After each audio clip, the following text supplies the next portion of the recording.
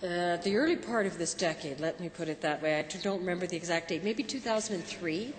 And at the time, there was a presentation from several of the large urban police forces, that they wanted a clause inserted into the health information bill, and they felt that it was urgent that they be able to compel medical personnel to alert the police force, and actually to allow the police force to sort of troll through the hospital wards looking for people.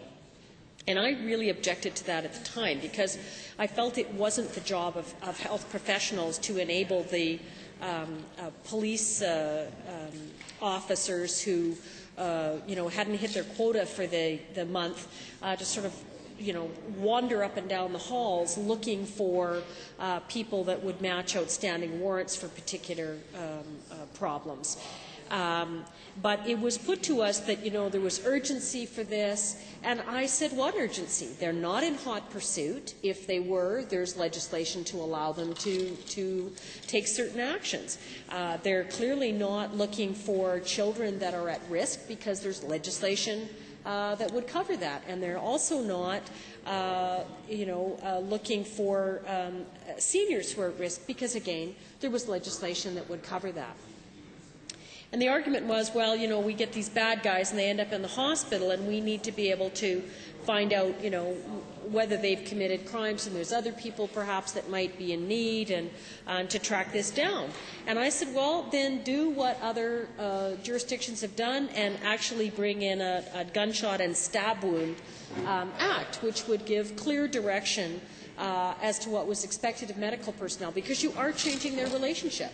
And frankly, we don't train our medical personnel with a cop's checklist of what kind of information and observations they're supposed to be making about people.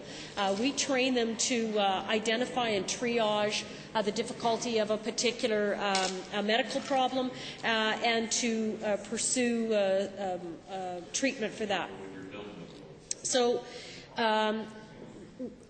the member for Edmonton Strathcona is correct. The bill did go partway towards what I had expected it to do, but fails to give us the clarity that we were seeking. We need to be, if we're going to start crossing and blurring those lines between what we expect our professionals to do, you need to be addressing that through some sort of college or professional association, not doing it through some kind of legislation. I expect that clarity in there. If you are going to be messing around with people's personal information, particularly personal health information, you better be pretty clear about exactly what the parameters are. And this bill has failed to accomplish that to the degree that I expected out of this, to address this particular problem. It also, and I can give some inkling to the previous speaker of what kind of information they'll be looking for, because it was some of it was the information they were trying to get under the health information bill, and they wanted to know, the location of the individual, their current home address, their social insurance number, their health care card, their appearance. Obviously contact information, location information, but also a lot of details about the medical condition that the person was in, which I feel is inappropriate. If you're trying to chase down a bad guy for some reason, then you need you may well be able to present an argument to me about why you need their location information, but their medical information, I would argue, should not be part of that.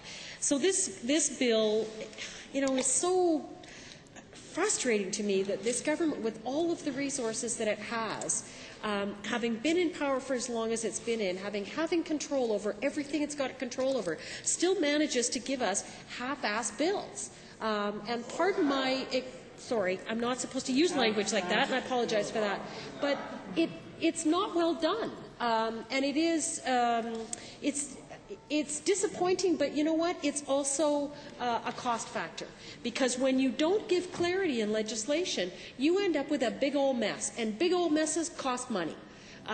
it costs money for somebody to clean it up, or it costs money for someone to fix it. And that's what bugs me. Because we have this government that proclaims that it's, fiscally responsible, yet every time I look up, we've got another piece of legislation in front of us that either cannot explain how it is spending taxpayers' money, cannot explain what benefit it is expecting to get from foregone revenue, or it just creates a big old mess that costs money for taxpayers to clean up. And that's why I get annoyed with you. You should be able to do better with the resources that you've got.